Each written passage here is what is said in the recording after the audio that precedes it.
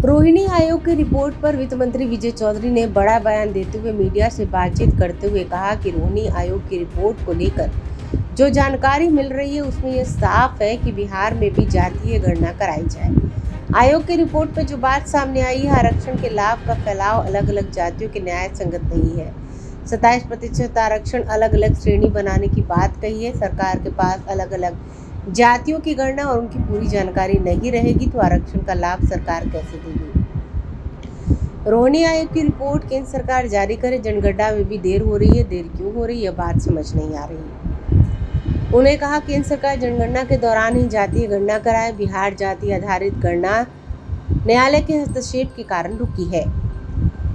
विजय चौधरी ने कहा मणिपुर की हालत चिंताजनक और दर्दनाक है। इंडिया गठबंधन के लोग मणिपुर जा रहे हैं, हालात का जायजा लेंगे, वहां के हालात की जानकारी देंगे। गृह मंत्री अमित शाह वहां गए, फिर भी हिंसा नहीं रुकी। रोहिणी आयोग के सिफारिशों के संबंध में कुछ संकेत और जानकारी मिली है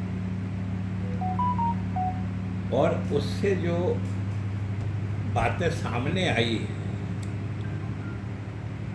उसने बिहार सरकार और मुख्यमंत्री नीतीश कुमार के निर्णय कि जाति आधारित गणना कराई जाए इसको बल मिलता है, क्योंकि रोहिणी आयोग का गठन मोदी सरकार ने ही 2017 में जो अन्य पिछड़े वर्ग हैं उनके विभिन्न जातियों के बीच आरक्षण के लाभ किस तरीके से मिले हैं अलग अलग जातियों में, उसके अध्ययन के लिए ये आयोग बनाया गया था। और उन्होंने जो निष्कर्ष निकाला है, आयोग के रिपोर्ट में जो बातें प्रकाश में आई हैं उसके हिसाब से ये इनका फैलाव विभिन्न जातियों में, आरक्षण के लाभ का फैलाव विभिन्न जातियों में न्याय संगत नहीं है। इसलिए आयोग ने पिछड़े वर्गों को भी 4 उपवर्ग या सब कैटेगरी बनाने का सुझाव दिया है और जो 27% का आरक्षण है उसको भी उसने चारों श्रेणियों के लिए अलग अलग प्रतिशत निर्धारित करने की सिफारिश की है, क्योंकि कई जातियां ऐसी हैं जिनको कहीं भी किसी स्तर पर लाभ नहीं मिल पाया है। तो आखिर प्रश्न ये उठता है कि अगर अलग अलग सभी जातियों की सामाजिक और आर्थिक स्थिति का अध्ययन या आकलन या गणना सरकार के पास उपलब्ध नहीं रहेगी तो फिर आरक्षण का लाभ भी विभिन्न जातियों के या विभिन्न समूहों के हर जाति तक फैलाने का काम कैसे सरकार कर पाएगी।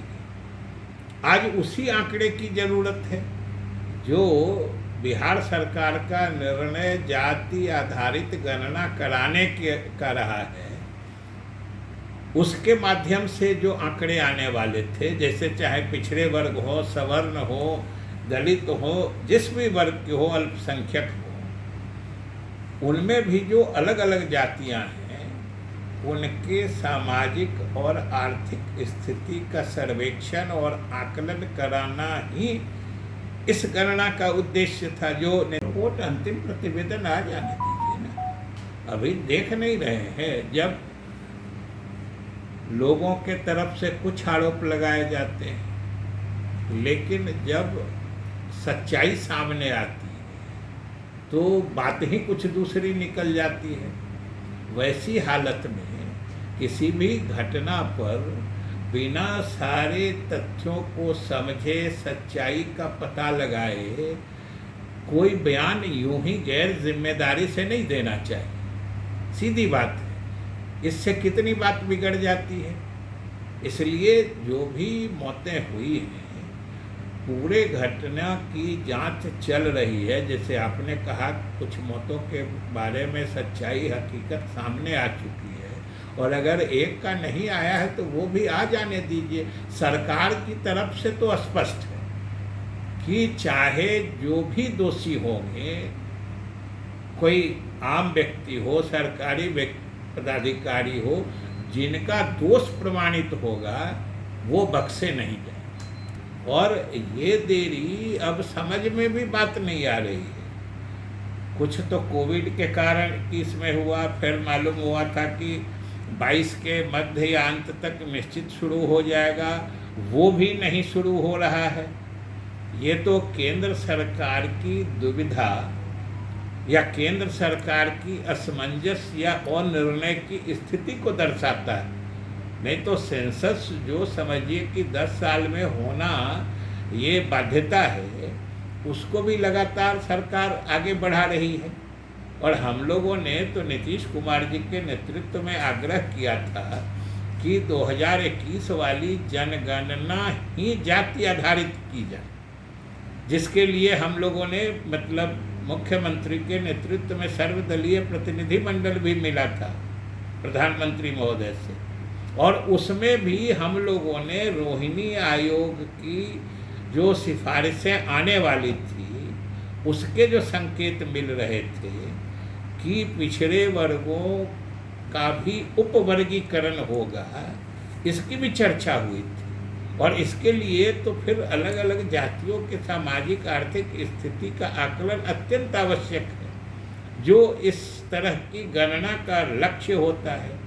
तो यही हम लोग कह रहे थे, और आज इस आयोग की सिफारिशें भी हम ही लोग के मतलब लाइन की पुष्टि कर रही हैं। इसलिए हम लोग केंद्र सरकार से चाह रहे हैं कि इस पर अब किसी तरह का असमंजस तोड़ें और इसकी उपयोगिता देखते हुए पूरे देश में जो हम लोगों के विधानसभा में भी सर्वसम्मति से प्रस्ताव पारित करके भेजा था, उस समय हम विधानसभा अध्यक्ष थे, मुख्यमंत्री जी के तरफ से ये प्रस्ताव आया था और विधानसभा में सभी दलों ने इसका समर्थन किया था। 2 बार ये प्रस्ताव जा चुका है, तो वहाँ पर वो करें, नहीं तो कम से कम केंद्र सरकार की तरफ से न्यायालय को भी कहें कि बिहार सरकार को करने की अनुमति दे दें।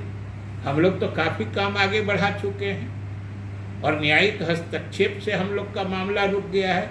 नहीं तो बिहार सरकार तो हर हाल में जाति आधारित गणना कराना चाहती है, और ये बिहार के वैसे गरीब लोग या गरीब लोगों की वैसी जातियाँ जो आरक्षित वर्ग में होते हुए भी आरक्षण का लाभ नहीं ले पाती हैं, वैसे लोगों के लिए भी हितकर होगा। तो सेंसस को लेकर के चिट्ठी वगैरह लिखिएगा सर आप लोग, चूंकि अब 12-15 साल हो गए। वो तो हम लोग तो अपने तरह जब, और हम लोगों ने तो मुख्यमंत्री के नेतृत्व में हमारा प्रतिनिधि मंडल प्रधानमंत्री जी से भी मिला था और उनसे भी अनुरोध किया था कि उसको वो चाहें तो पूरे देश में कराएं।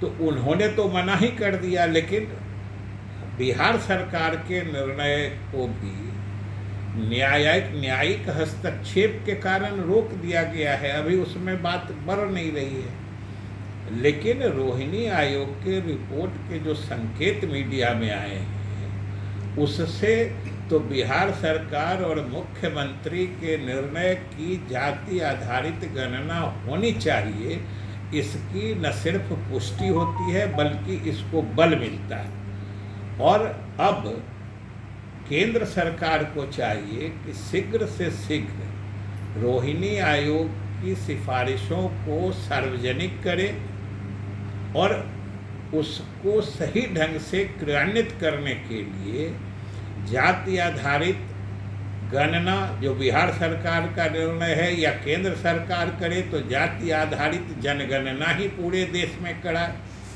इसकी केंद्र सरकार को पहल करनी चाहिए, जिससे कि विभिन्न जातियों के वैसे वर्ग या वैसी जातियां जो आरक्षण रहते हुए भी आरक्षण का लाभ नहीं ले पाती हैं, उन तक आरक्षण का लाभ पहुंचे। ये एक संकेत है बिहार सरकार के निर्णय को सही साबित करने का। अगर आपने अभी तक हमारे चैनल को सब्सक्राइब नहीं किया है तो हमारे चैनल को जल्द से जल्द सब्सक्राइब करें, लाइक करें, शेयर करें और कमेंट करें। क्या आप पत्रकारिता के क्षेत्र में अपना कैरियर बनाना चाहते हैं? तो आज ही royal Ashoka institute of mass communication and journalism में अपनी जगह सुनिश्चित करें। आर्यभट्ट ज्ञान विश्वविद्यालय पटना से मान्यता प्राप्त 100% प्लेसमेंट के साथ royal Ashoka institute of mass communication and journalism नामांकन जारी है। हमारा पता है DS/16 गायत्री मंदिर के समीप, कंकड़ बाग, पटना 8,20,000। आप हमें संपर्क भी कर सकते हैं। हमारा मोबाइल नंबर है 9955456126।